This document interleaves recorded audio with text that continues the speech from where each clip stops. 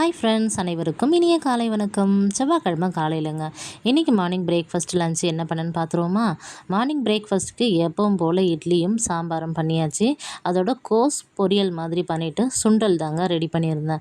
இன்றைக்கி செவ்வாய்க்கிழமைங்கிறதுனால கொஞ்சம் சுண்டல் பண்ணால் சாமிக்கும் நெய்வேத்தியமாக வச்சிடலான்னு சொல்லிட்டு தான் ரெடி பண்ணியிருந்தேன். அது மட்டும் இல்லாமல் மாமியார் ஊரில் பார்த்திங்கன்னா கூழ் ஊற்றிருந்தாங்களாம்.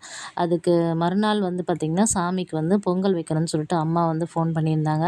அதனால் பொங்கல் செஞ்சுட்டு ஈவினிங் ஸ்கூல்லேருந்து வந்த பிறகு 2 பொங்கல் செஞ்சுட்டு மாவிளக்கெல்லாம் போட்டு எடுத்துகிட்டு போயிட்டு சாமிக்கு படைச்சிட்டு வரலான்னு சொல்லிட்டு கிளம்புனேங்க. நைட்டு ஒரு 7:30 மணி போல் ஆயிடுச்சு. கடவுள் புண்ணியத்தில் நான் வர வரைக்கும் ஒரு சொட்டு தண்ணி கூட பூமியில் விழவே இல்லைங்க. வீட்டுக்குள்ளே வந்த உடனே அவ்வளோ மழை. அதே வேண்டிக்கிட்டே போனால் மழையில் எங்கேயும் பார்த்திங்கன்னா மாட்டக்கூடாதுன்னு சொல்லிட்டு எவ்வளோ மின்னல் மின்னுது பாருங்கள். காலையில் ஆனால் ஒரு 7:30 மணி போல் தாங்க இருக்குமே. நைட்டு மழை பெஞ்சதுக்கும் எனக்கும் சம்மந்தமே இல்லைங்கிற மாதிரி காலையில் மழை பெஞ்சதுக்கான அந்த அறிகுறியே இல்லாமல் அவ்வளோ வெயில் காயுது. நைட்டு அவ்வளோ மழை பெஞ்சதுங்க. உங்கள் ஊரில் எப்படி?